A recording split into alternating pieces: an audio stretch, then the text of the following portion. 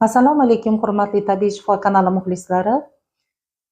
Bugungi yana ayollar mavzusida gapirishni lozim deb topdim. Juda ko'p murojaatlarda, juda ko'p qo'ng'iroqlarda yoki mijozlarimizda shunaqangi holatlar ko'p bo'lyapti. Bu sistit. Hozirgi zamonaviy tilda aytganda sistit urologik kasalliklardan eng dolzarb muammolardan biri.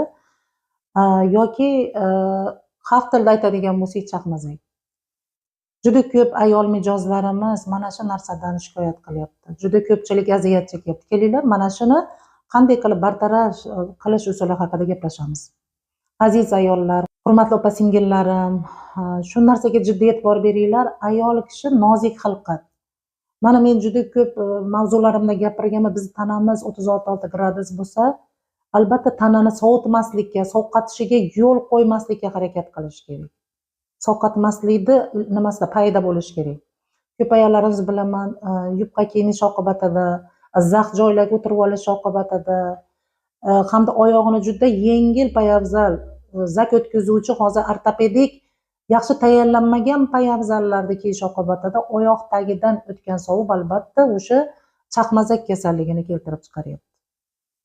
Kelinglar azizlar, bugundan boshlab o'zimizga e'tibor berib, sovuq narsalarni kamroq iste'mol qilib, zax joylarga o'tirmasdan, oyoq tagidan sovuq o'tkazmaslikka harakat qilish kerak.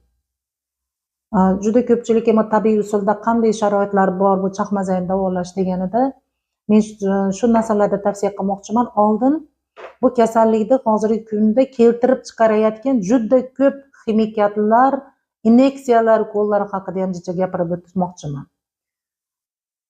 Mana hozir ko'p antibiotik metritlar olyapmiz, antibiotiklar olyapmiz. Bitsin degan haliga kuchli nechinchi avlod pokoleniya antibiotiklarini olish natijasida juda ko'pchilikda yana bir zararli narsa, buni juda ko'p mutaxassis vrachlar ham biladi.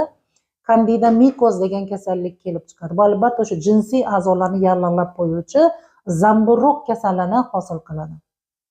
Mana shu antibiotiklar natijasida hosil bo'lgan mana bu zamburug'ni davolash qiyinroq kechadi. Chunki u mutatsiyalangan, uncha-muncha antibiotikka ham yo'qolmaydigan turga aylanib bo'lgan.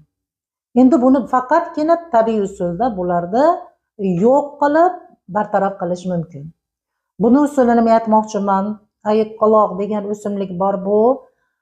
O'sha Sibir o'rmonlarida o'sadigan bu ayiqquloq hamda brusnikadan tayyorlangan noyob majmua bor.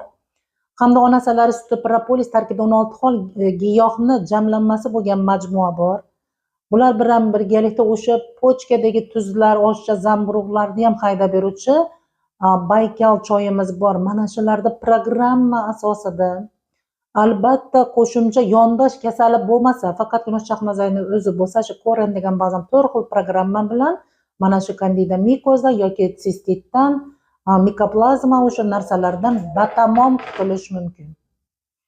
Bular uchun albatta bu har bir klient bilan individual yondashiladi, chunki har bir klientning o'ziga yarasha yondosh boshqa kasalliklar ham keltirib chiqargan omil bo'lishi mumkin. Buning uchun o'sha jenskiy programma, boshqa narsalarga ham yondosh qilamiz. Buning uchun alohida telefon qo'ng'iroqlarida yoki tabiiy shifo maskanimizga kelganda bu savollaringizga javob topilishi mumkin. Azizlar, albatta mana shu bizni vodiy territoriyasida bo'lganlar bemalol bizni tabiiy shifo maskanimizga tashrif buyurishi mumkin yoki telefon qo'ng'iroqlari orqali mutaxassislarimizdan o'z savollariga javob va programmalarni o'sha mahsulotlarni olish mumkin. Albatta bu mahsulotlarni butun O'zbekiston bo'ylab yetkazib berish bepul. E'tiborlaringiz uchun kattakon rahmat. Albatta bundan aziyat chekayotganlar batamom qutulishni imkoniyati bor. Astoda bo'linglar, faqat shu mutaxassis maslahatiga rioya qilinglar. Omon bo'linglar.